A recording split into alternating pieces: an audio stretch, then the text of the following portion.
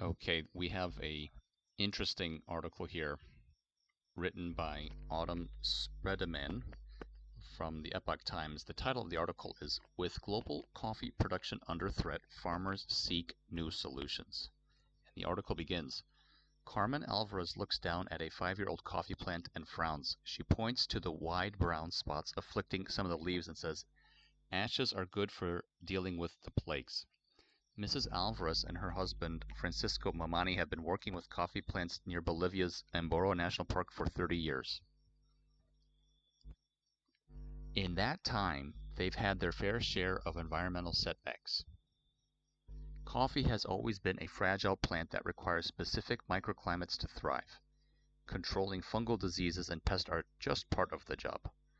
Most growers within the world's coffee belt nations are well versed in dealing with these problems. Every season brings a different challenge. As one of the most traded commodities in the world, the global coffee market was valued at 138 billion last year, according to expert market research.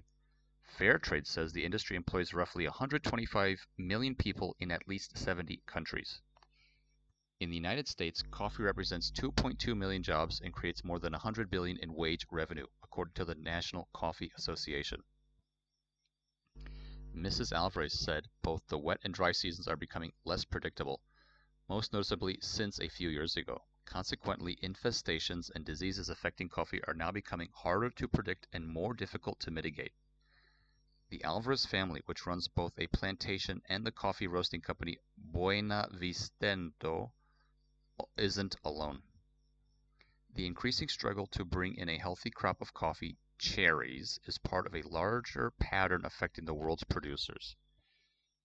As weather seasons become more erratic, diseases have become more widespread, threatening the future of growers everywhere. The fungal disease known in the industry as coffee leaf rust is one of the primary blights that affects coffee, particularly the Arabica strain, and spreads like a pathogen. The dreaded coffee leaf rust was detected for the first time in Saudi Arabia, a country that had harbored one of the few remaining coffee regions free of the disease, according to a study published in January. The presence of coffee leaf rust was observed for the first time in August 2023 on plantations in the mountainous Haifa district. The area lies within the heart of Saudi Arabia's coffee production region in Jazan. The United States imports 200,000 60-kilogram, 132-pound bags of roast and coffee ground per year from the Middle Eastern nation, according to the USDA, Department of Agriculture.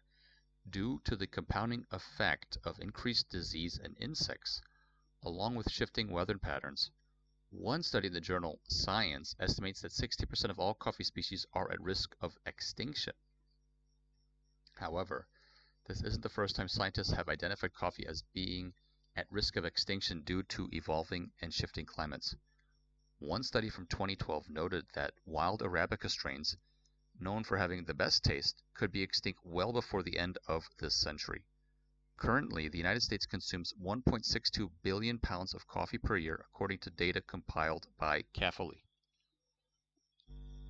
Facing a triple threat. Some in the industry predict a significant loss in coming years. Research shows that the number of regions best suited for growing coffee will be cut in half over the course of the next 25 years or so, Amanda Archilla, executive director of FairTrade America, told the Epoch Times.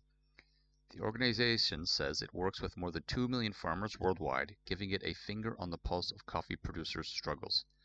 Ms. Archilla said countries such as Brazil, Vietnam, Indonesia, and Colombia are especially affected by changing temperatures. For coffee farmers, that means a dramatic change in how they farm or whether they farm at all, she said. Some may choose to grow crops better suited to the new environment.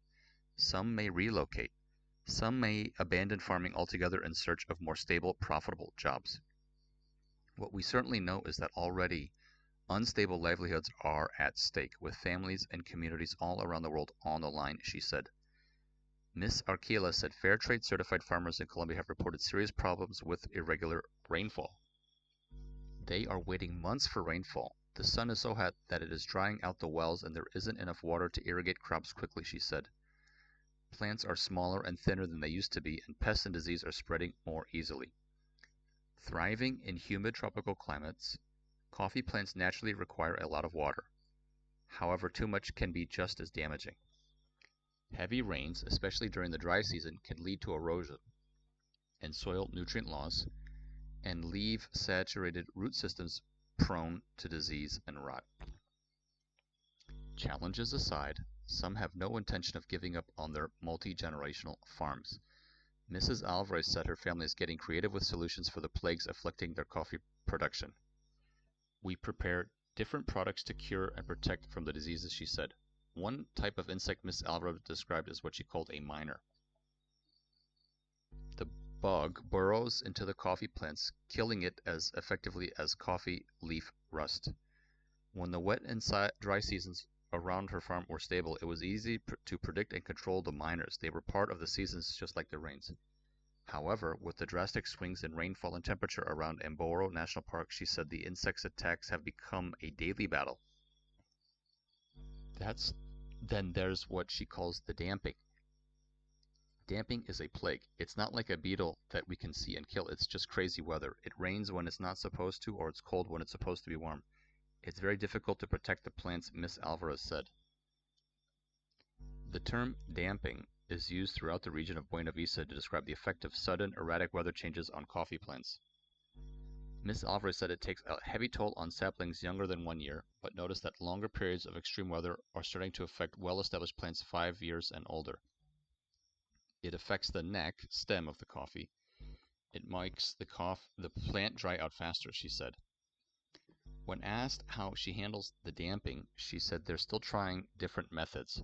So far, she observed that wood ashes work well for plants that get sick from wild weather changes. Beyond ashes, Mrs. Alvarez explains her family also uses laundry soap, lime, and sulfur to battle fungal diseases and pests. That's also why we plant Castillo coffee. It's more resistant.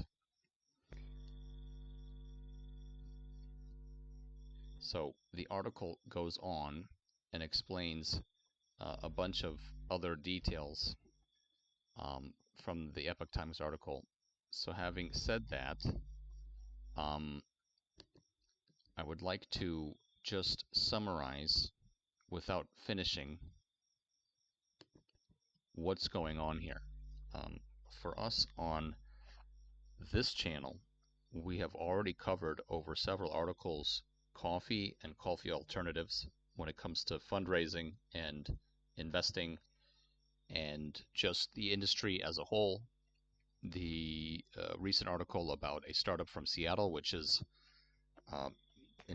been received millions and millions in funding to create a coffee alternative, which is using input materials that are from date seeds and lemon and multiple other sources which are not as affected from climate change or not as sensitive to